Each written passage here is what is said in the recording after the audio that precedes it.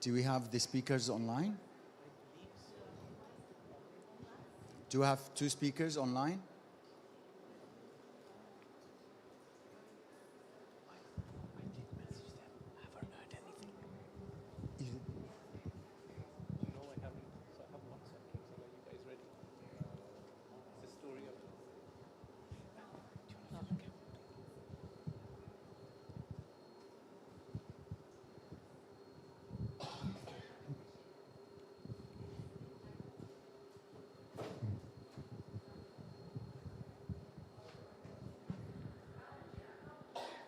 One?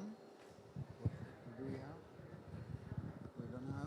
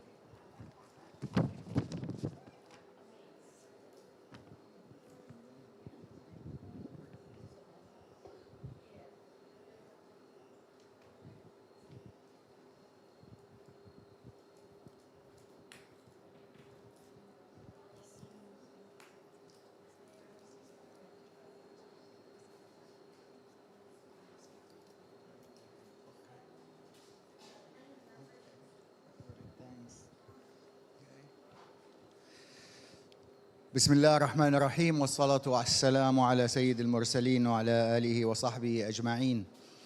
Assalamu alaikum wa rahmatullahi wa barakatuh. Peace be upon you in the name of God, the most merciful, the most compassionate.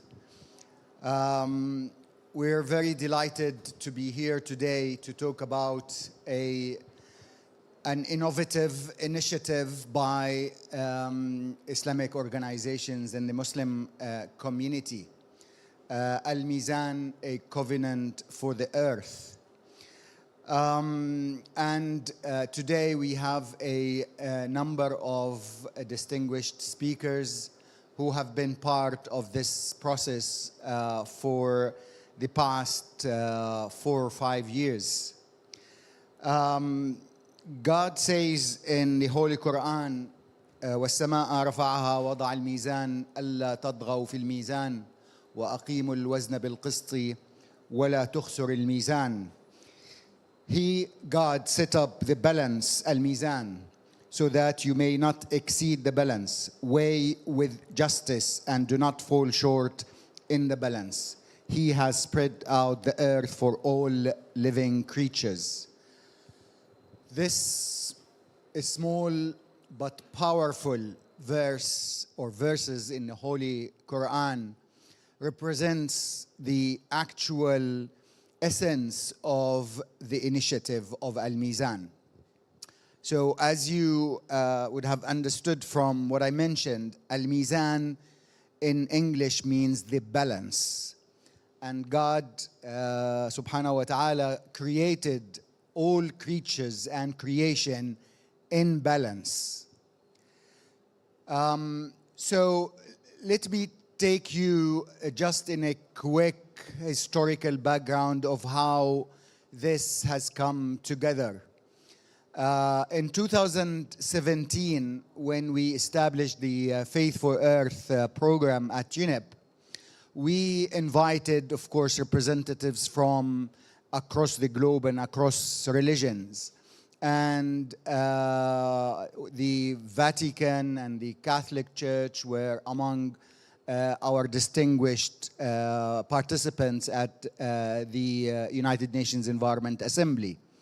And of course, we have invited them to support Laudato Si, praise to God, the Catholic encyclica, the Pope Francis encyclica, that talks about the relationship between the Bible and the environment in general.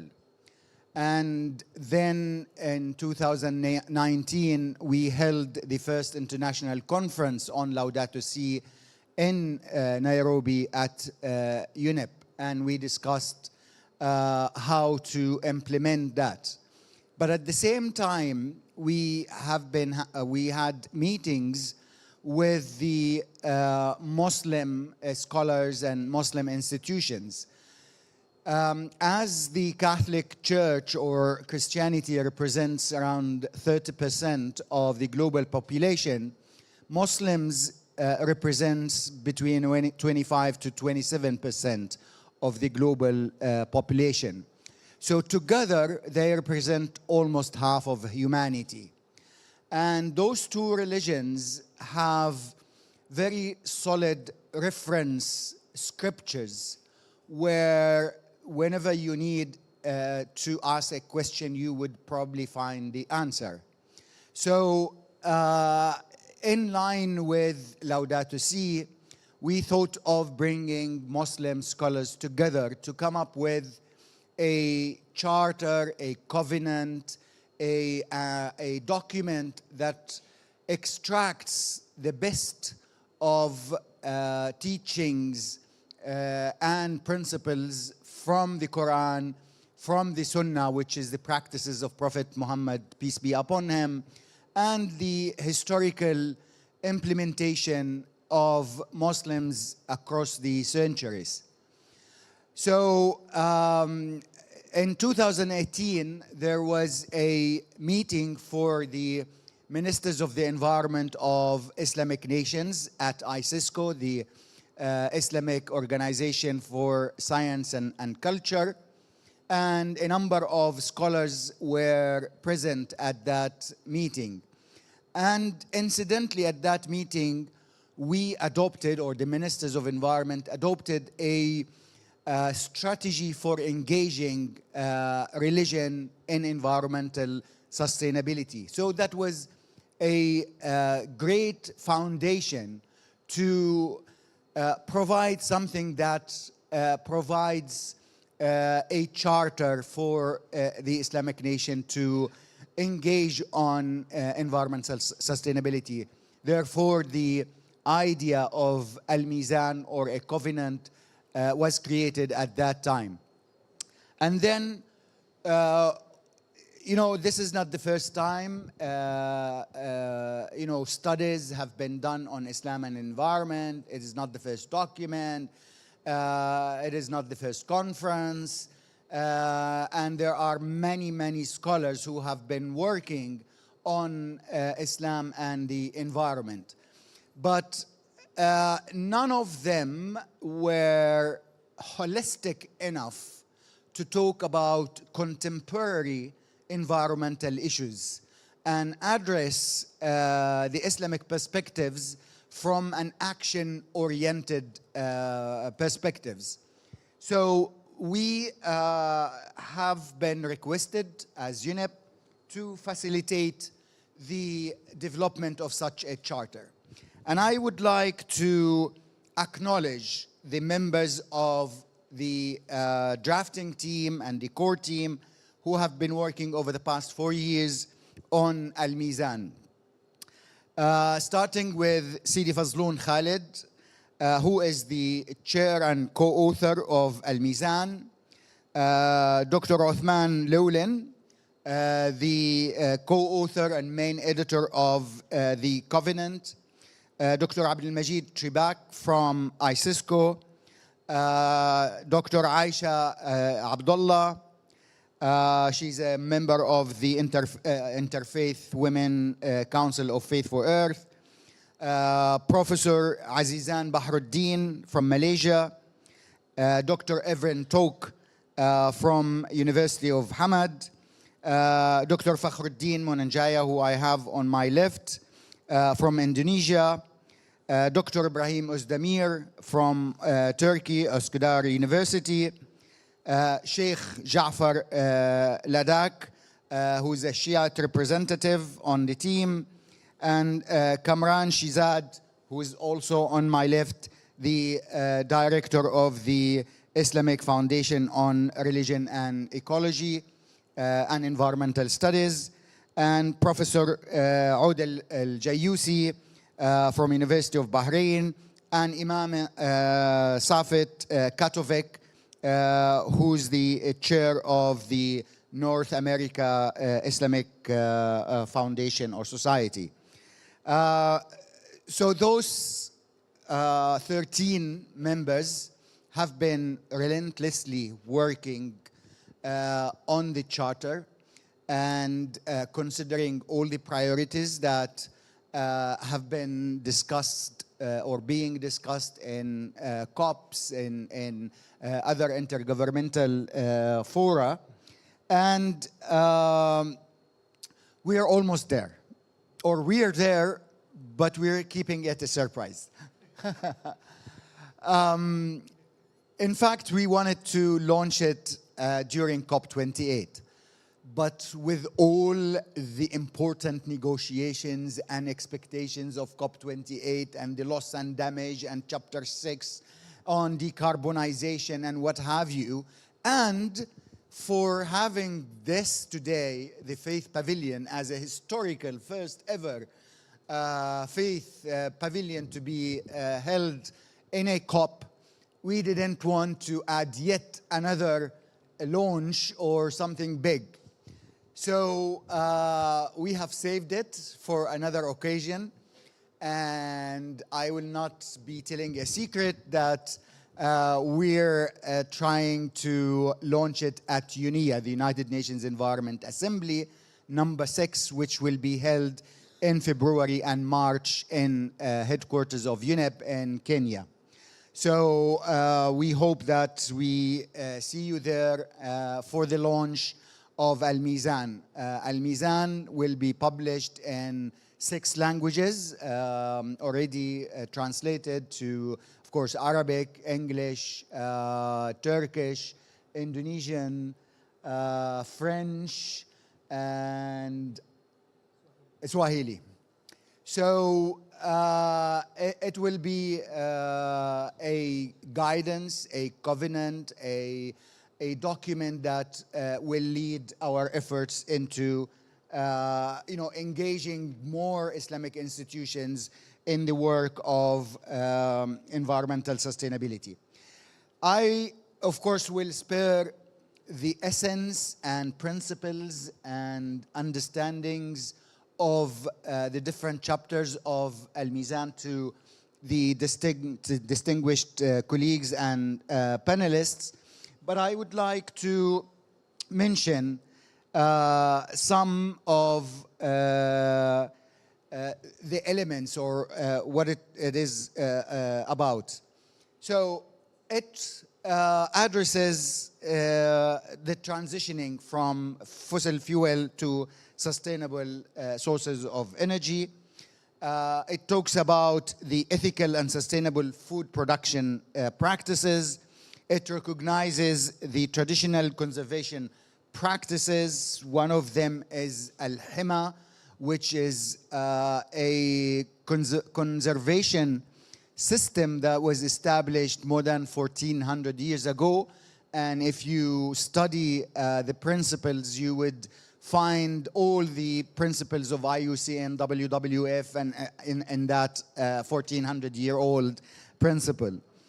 Of course, it talks about the endowment system of Al-Mizan and how it leads to conservation practices. It advocates for the planning and design of nature-based solutions. It advocates education on natural creation.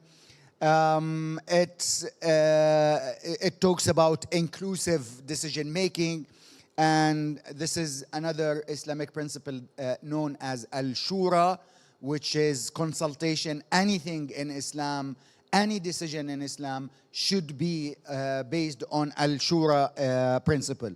So these are some of the elements that are mentioned in the document.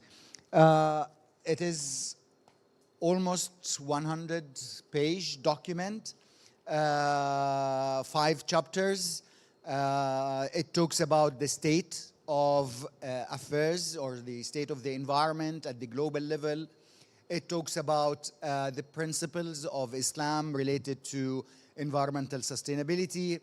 It talks about actions to be taken by the international community. I'm saying international community and not only Muslims, because it it resonates with all other religious values and principles on the environment. And the final chapter is the next steps, what can be done and what are the proposed projects and initiatives that will hopefully, inshallah, emerge from Al-Mizan. So I think I spoke enough about Al-Mizan and its history, and I would like to start with the panelists who have actually been part of the process for a long period of time. And I would like to start with Kamran. Kamran, is Uthman on the, okay. So the lion of Al-Mizan, or one of the lions, he's the big lion in the group, in the herd. Dr. Uthman Lowlin, his relentless, sleepless, long hours of work on the Covenant cannot be estimated with any value. It's valuable and it's extraordinary. So Dr. Uthman, if you hear us, I would like to give you the floor to talk about some of the principles that has been included or have been included in Al-Mizan. Dr. Uthman, the floor is yours. Well, Bismillah ar-Rahman ar-Rahim. Thank you, Dr. Iyad. And it's an honor, it's a pleasure to be with you all online. Assalamu alaikum wa rahmatullahi wa barakatuh. May peace and blessings be upon you all. Let me just ask first, can you hear me? Is the sound all right? Sound and clear. Okay, thank you very much. Well, what I'd like to do in this few minutes available to me is to offer you my reflections on the content of Al-Mizan, a covenant for the earth, kind of an overview of what it's about. The first section is an appraisal of the state of the earth. We approach the earth as the blessed creation of the Lord of all beings, Rabbul Alameen, who holds us to account for all we do in it. We reflect on the human legacy in light of global climate change and the loss of the Earth's biodiversity, which we have been the cause of both of these. We seek to identify how, through abusing it, we have desacralized our understanding of the Earth and how we can rediscover what we are losing. In the second section, which is called Signs in the Cosmos and the Earth, or Signs in the Heavens and the Earth, we strive to articulate a cosmological understanding of the relationship between the Creator and the creation, as well as humankind's relationship with both and our obligations to each. That would then enable us to see with clarity how we might make right what we have wronged. Then the third section is the ecological ethos and ethic of Islam, in which we strive to clarify and articulate the essential ethical teachings and values of Islam, that they might motivate us to commit ourselves to the behavioral changes needed in keeping with the tradition of the Prophet Muhammad, on them be peace and the blessing of God. The ethos and ethics of our faith are steeped in revering the Lord of all creation in our treatment of every creature. Devotion to the Lord of all by working utmost good and beauty in all we do, and responding to the grace of the all-merciful that encompasses all things through compassion that sets no limits. The fourth section is equity, fairness, and justice in sharing the sources of life. Here, we seek to discover what elements of the Islamic heritage of equitably sharing the benefits of the sources of life on Earth, which economists call natural resources, how this might help us to address the inequities and realize a more sustainable approach to living a good life without compromising the ability of other species and of future generations to meet their own needs. The economic values of our faith are embodied in frugal moderation while taking joy in the sources of life for humankind and other living beings, respecting their inherent limits by forsaking wasteful excess for just, equitable sharing of their fruits, and forsaking exploitation of the earth and its inhabitants for cultivation of the earth and charity toward all. And the fifth and last section, principles and practices for tending the earth. Here we seek to identify the most essential aspects of our faith tradition with respect to legislation, regulations, conservation practices, policies, and activism, so that we might begin to take the actions needed to restore the balance or Mizan that we have violated. The law and ethic of our faith and the policies and practices derived from it aim to secure the rights and welfare of all beings, to secure good and avert harm, and to realize the human responsibility known as Khilafah on the earth. Thank you. Thank you. Thank you very much, Dr. Othman, for this a quick explanation of the different chapters of the Covenant. Do we have Dr. Fazloon, or we don't? Not yet. Okay. So, well, I mean, the Covenant is on the principles of Islamic teachings on the environment. And we have with us Dr. Fakhruddin Monanjaya. He is a lead Indonesian scholar, is an author of several books, and actually I just received a gift of his copy in Arabic. His work has been translated into many languages, not only this one, so this is one of his publications. So, Dr. Fakhruddin, tell us about your stories and how the implementation of the principles of Al-Mizan have been, taken into action in Indonesia. Thank you. Thank you, Yad. Ladies and gentlemen, Assalamualaikum warahmatullahi wabarakatuh. Bismillahirrahmanirrahim. Great to be here, Yad. It's been a long time to not engage with you all. I want to tell you a story about 19 years ago. There was tsunami hit Aceh, 2004 in December. Many lost, of course, and that is the test for us. Thousands of people, 250,000 people lost at the days. And at the time of that, I was starting my work with a conservation organization.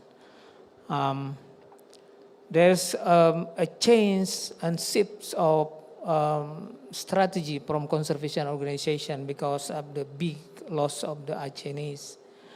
And as we now understand, Aceh is very strict Muslim province, and they respect the scholar, the ulama.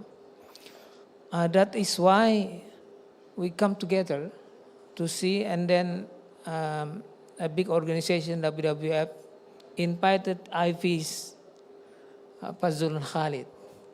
And that was historical for me also to engage with Arjun Khalid, because before that I'm writing a book on Islam, nature conservation and Islam. There's so seldom reference on that kind of book. So it happened, and then I see Fazlun. And then Nana is here also with us. We have, I think that if we establish Aceh again, at the kind of business as usual, with the timber that they have left, it will be a disaster.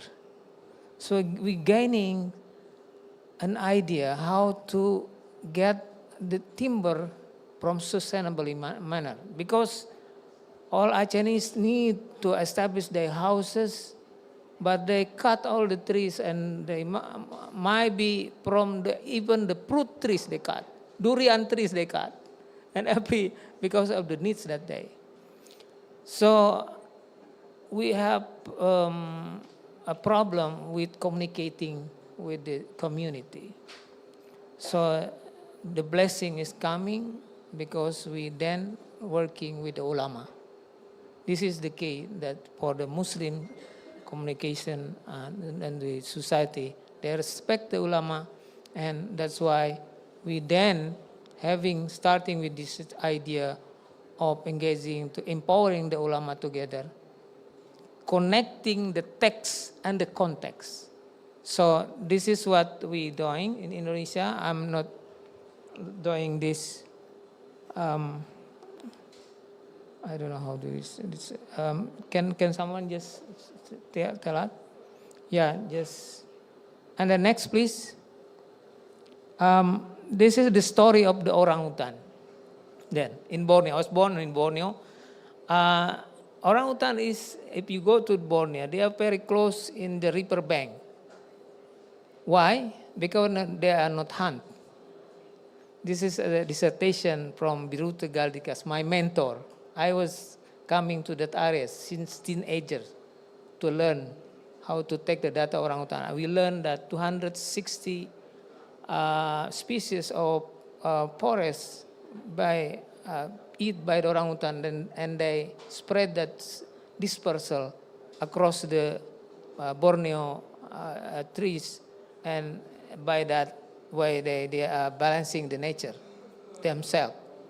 So that's why it is very it is a nature-based solution has been there. So by that, and then next. And we realized there's so many Islamic institutions that can help the nature. This is, again, nature-based solution. We have masjid, 800,000 masjid. We then create a greenhouse application, and we have the student of Ecopesantren, Islamic boarding school. We have 4.9 million students. The number should be 39,000 schools in the country. We have the following hospitals established by Islamic organization, Muhammadiyah, Nahdlatul Ulama, and Majlis Ulama Indonesia. We have an initiative for forest wakaf. Yesterday, Nana telling the community here regarding the forest wakaf and the traditional protection. Yeah, we have Hima, but unfortunately Hima was not spread to the east. We have that in Lebanon. I went a workshop regarding Hima, and Saudi Arabia. But there are traditional things that quite similar with Hima. Lubuk Larangan, protected. I've been doing research on that. There are about perhaps 500 spots of river bank they protected, and they harvest this harmoniously.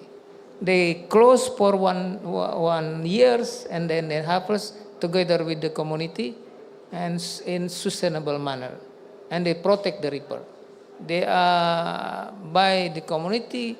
They are not allowed to harvest the fish without commitment between the community. That's very interesting. Next.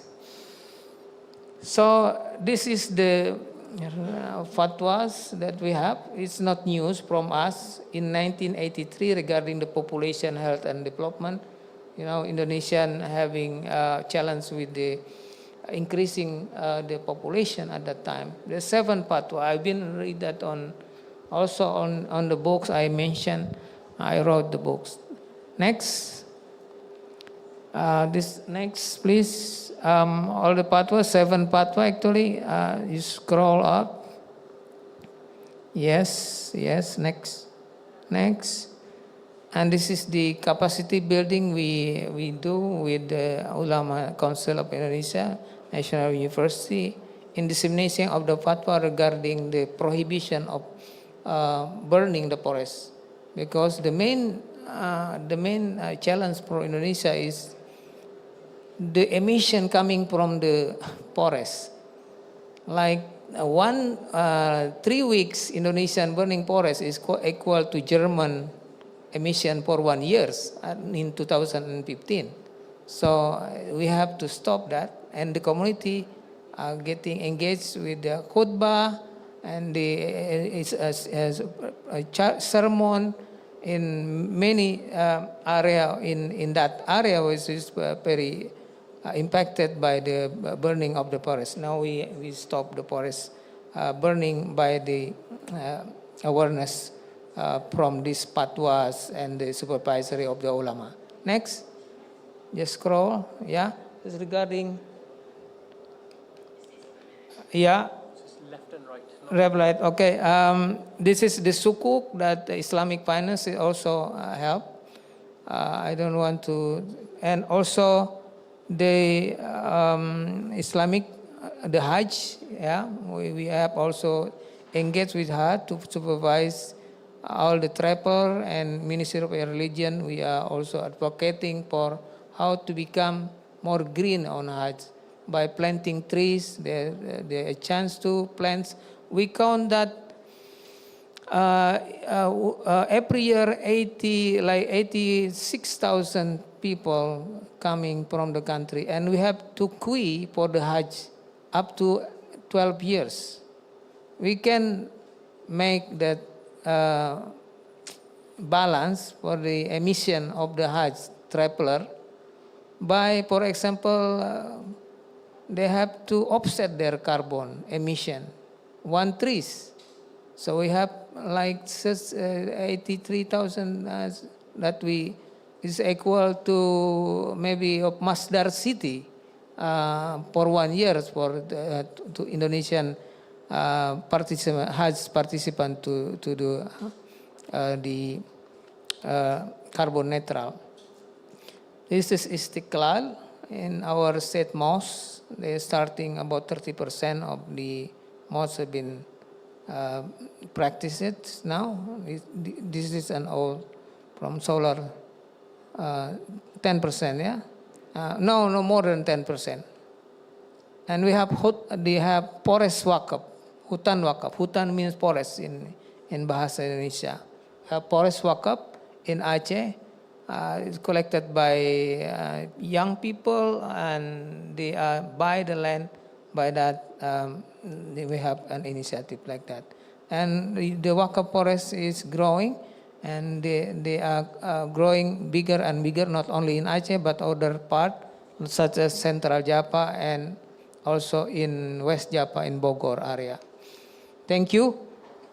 Let's discuss. I have a publication here. If someone want to take the PDF, yes, you just take the publication. We are paperless. Take it PDF. Yeah, and then download that. QR code. That's modern things that appear now. Thank you. Thank you. Thank you very much, Dr. Fakhruddin, and indeed, great examples of applying or implementing the principles of Al-Mizan. Kamran Shizad, you are the young person in the team. Or you were when we started. And we have been lucky to have worked with you, well, as the director of IFES, but also as the director of the Baho Trust. And you have been working with young people in the UK to bring them together, not only Muslims, but other religions, to bring them together to work for the environment. So how Al-Mizan has inspired you and how you relate your work with young people with Al-Mizan. Thank you very much, Dr. Yad, for your kind words. I suppose this is now the most exciting part of Al-Mizan. It's very difficult talking about Al-Mizan because we don't have it, but the real work begins after. I mean, the foundations are being laid by the scholars. I work within a masjid setting, so I fully understand the value and the power of communities. The Holy Quran actually asks communities to call for goodness, and suppose that's what our challenge is, to take Al-Mizan once it's launched, and how do we actualize this into something more tangible, into what creates that goodness. You started off, I think, earlier by saying, there's been many statements and this is not new, and you're right. One of the feedback I get quite often when I talk about Al-Mizan, but it's another 50-page document and there's many statements out there, which is true, but words inspire, books inspire, and we shouldn't lose sight of that. Look, the Holy Quran has inspired 2 billion people around the world by using words, and same with other scriptures. But we have a different form of words now, and I suppose young people are very good at articulating words. They're able to turn them into memes, they're able to turn them into video clips, they're able to create social media clips from this. And so part of our plan is to engage youngsters from various different faith groups, not just the Muslims, and have them involved in scriptural reading, and then turn that into action. So if I was to, we've seen, there's a group in America called Muslim Girl. Yeah, if you were to Google them, they're very, very out there, very modern. But the moment I spoke about Mizan to them, they were very excited. And the reason why, and especially with young people, I find that young people seem to be fed up with organized religion, but they're still very much in touch with their spirituality, and they're looking for reasons to stay in touch with their religion and with their faith. And Al-Mizan has the potential to do that. And I'll just tell you a very exciting, it's a story. I haven't told you this yet either myself, Iyad. When we met the scholars, when we met in Birmingham, we spent a week under one roof going through every single word, every single text, every line. And one of the things that we did is our scholars come from different backgrounds. Shia scholar, Hanafi, Shafi, Maliki. And every single day they would make me lead the prayers whilst they would read behind me. But that's something I've taken behind now. What brought us together? The care for creation. So there's so much more we can do. And before, I know we're running out of time, but I just want to quickly list off what the movement is looking to do, is to set up, once it's launched, Al-Mizan. So we're looking at establishing an academy, the Al-Mizan Academy, to teach about environmental issues from an Islamic perspective, to create a faith-based civil society organization, to implement an Al-Mizan decade of action, with initiatives and campaigns from all around the world, to create an Al-Mizan Youth Council and a summit encouraging young faith leaders, to create the Al-Mizan Global Awards of Achievements around the world, to create an Al-Mizan International Day, an Al-Mizan Mosques Initiative. You know, there's so much that we are looking to work on, but we can't do it together. Hopefully after this, we're looking at launching Al-Mizan in different countries around the world, in the UK, in Pakistan, in Saudi Arabia, and Jordan, and just empower the communities to make Al-Mizan their own, and just go with it. Thank you. Thank you very much, Kamran. I know there's a lot to talk about, but we don't have time. I just wanted to mention that this is not only the work of the 13 scholars, but the Al-Mizan was shared with more than 300 Islamic institutions, as well as other international organizations, including other than Muslims. And of course, over the past couple of years, we have been working with Al-Azhar, which is one of the highest Islamic institutions, and with the Muslim Council of Elders. So it is a comprehensive approach to Al-Mizan. Now, we have 3 more minutes.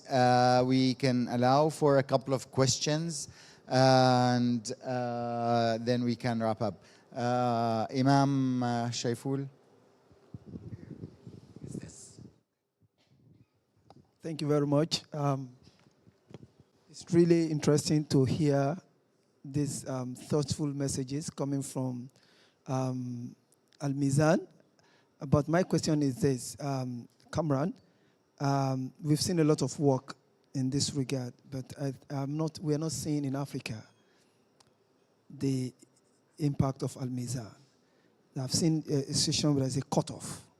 I don't know how far you've been able to connect to Africa, because I've been working on it personally, but it's not like how it should be. So what are other efforts that you're putting in place to ensure that this very important document work is deployed to the ground? And to Dr. Fakhruddin, well done.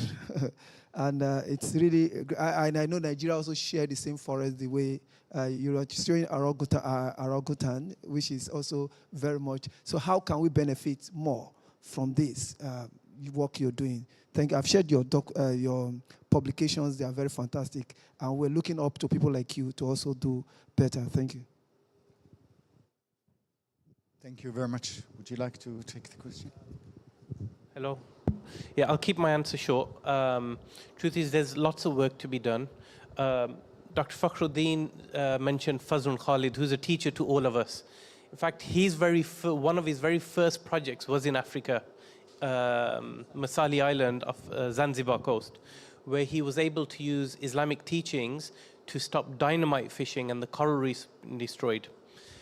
And Africa is a deeply religious continent. The work of Al-Mizan, I suppose, and other faith-based teaching is to get people to go through a spiritual transformation, is to get people seeing their teachings in a different light. So for instance, the story of Sayyidina Nuh alayhi salam, Noah's Ark, the lesson people take from that is, oh, if you don't believe in God, God will send a flood and we'll start all over again. But no, there's actually also a message in that God asked Noah to take all the animals. Why? Because biodiversity sustains the planet. So we just have to look at our scriptures from a different lens, and so there has to be work done on our ulama and within our places of worship to retrain them, in a sense. Would you like to? Thank you. Yes, we have to work together, and the network very important. So we keep communicating. Whoever we have networks here, the later on Al-Mizan. I've been one time to Nigeria, to Kano, together with Fazlun Khalid in 2014, I think. We have engagement with the ulama in University of Bayero, And so the academia is very important to be engaged because they have capacity. Sometimes they have also the ability to transform. So academia like me is a bridging all from the top government to the grassroots level. I can go to either to the forest, inside the forest sometime. I can be here in COP sometime. Thank you. Thank you very much. We were told to finish. Okay, thank you very much. Thank you. Apologies for that. So thank you. Back to you, Jennifer. Thank you very much. Thank you, Dr. Iya, Dr. Fakhruddin, Kamran, and also Othman for joining online. That brings us to the end of this session. We will reconvene in 14 minutes, and in the meantime, I will pass around a QR code in order for us, the Faith Pavilion organizing team, to better understand what is working, what is perhaps not working so well for yourselves as attendees. Please scan this QR code. It takes about 60 seconds to fill out a very quick online survey. Thank you very much, and see you at 12:30.